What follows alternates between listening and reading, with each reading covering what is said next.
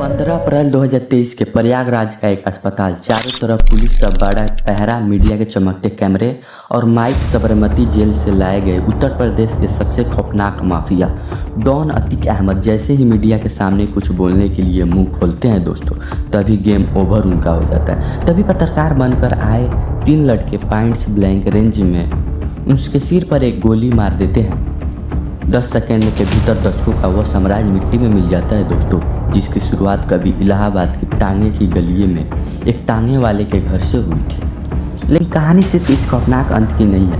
कहानी उस लड़के की है जो 10वीं की परीक्षा में फेल हो गया था, जिसके पिता पेट पालने के लिए तांगा चलाते थे। आखिर वह लड़का कैसे उत्तर प्रदेश के सबसे बड़ा भूमाफिया 5 बार विधायक और 1 बार सांसद बन गया और 2026 तक कैसे जीरो बन गया। आइए जानते हैं अतीक अहमद के जीरो से हीरो और फिर शून्य पर लौटने की पूरी इनसाइड स्टोरी। चलिए वीडियो को स्टार्ट करते हैं। नमस्कार दोस्तों, स्वागत है हमारे चैनल में। अब तक ने आपने चैनल को सब्सक्राइब नहीं किया तो चैनल को सब्सक्राइब करें और पेज को फॉलो करें। चलिए वीडियो को स्टार्ट करते हैं। लेट्स गो स्टार्ट करें। ये कहानी शुरू होती है 10 अगस्त 1962 को प्रयागराज के चकिया इलाके में एक हाजी फिरोज अहमद के घर एक लड़का पैदा हुआ। नाम रखा गया अतीक अहमद। फिरोज अहमद शहर में तांगा चलाकर किसी तरह परिवार का पेट पालते थे। घर में तंगी हाली थी, लेकिन अतीक के सपने बहुत बड़े और खतरनाक थे। उसके पढ़ाई में कोई दिलचस्पी नहीं थी। नतीजा ये हुआ कि वह हाई स्कूल की परीक्षा में फेल हो गया।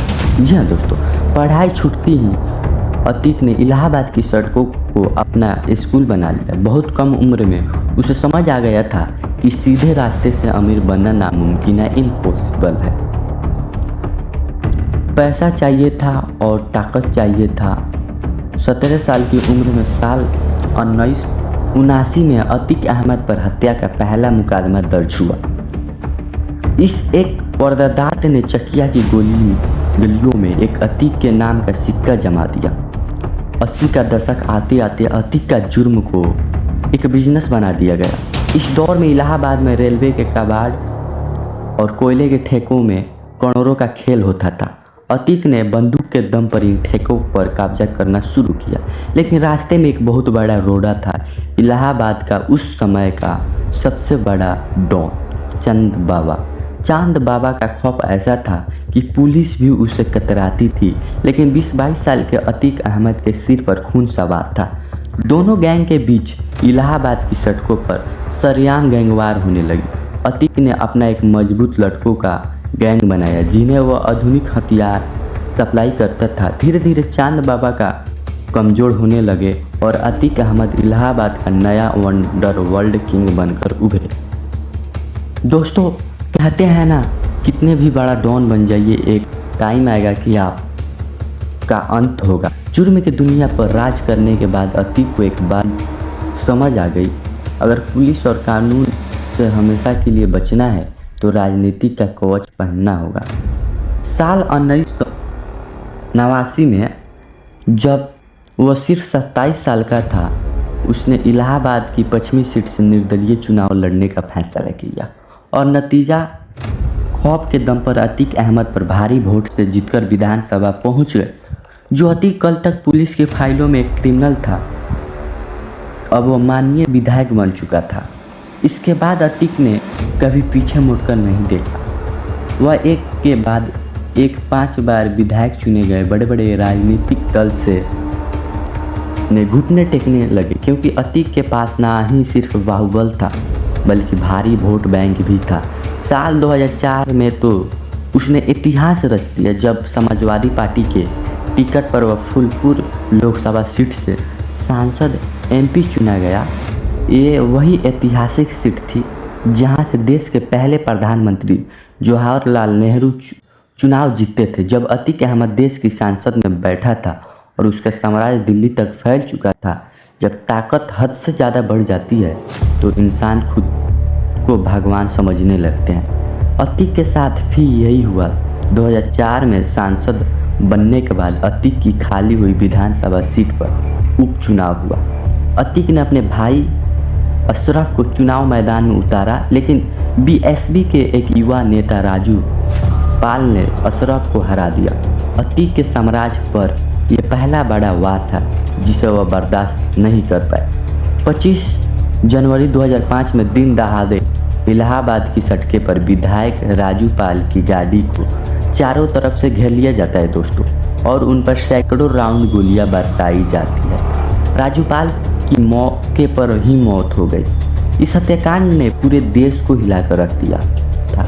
अतीक अहमद का नाम इस केस में मुख्य आरोपी के तौर पर सामने आया, लेकिन ऐसा था कि सालों तक इस केस में कुछ नहीं बिगड़ा। कहते हैं ना, हर राज का अंत निश्चित होता है। साल 2017 में उत्तर प्रदेश की सत्ता बदली और कमान आई योगी आदित्यनाथ के हाथों में। सरकार ने साफ कर दिया, माफियाओं को मिट्टी में मिला देंगे। अतीक अहमद पर सिंगाजन का शुरू हुआ। उसके खिलाफ दर्जनों पुराने केस फिर से खुले गए। उसे यूपी की जेल से हटाकर गुजरात की हाई सिक्योरिटी साबरमती जेल में भेज दिया गया। इसके बाद शुरू हुआ अतीक के आर्थिक साम्राज्य को ध्वस्त करने का सिलसिला। यूपी पुलिस ने अतीक अहमद और उसके गैंग की करीब 1200 करोड़ रुपया की अवैध संपत्ति उसके गैंग की करीब कुर्क कर दिया और उसके अवैध किलों पर सरकारी बुलडोजर चला दिया गया। साबरमती जेल की सलाखों के पीछे बैठ के माफिया अब अंदर से टूट रहा था।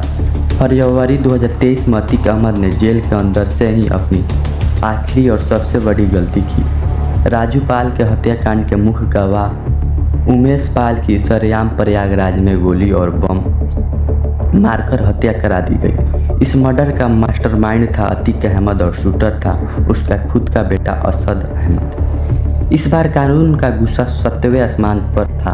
अप्रैल 2023 में यूपी एसटीएफ ने अतीक के बेटे असद को झांसी में एक इनकाउंटर में ढेर कर दिया।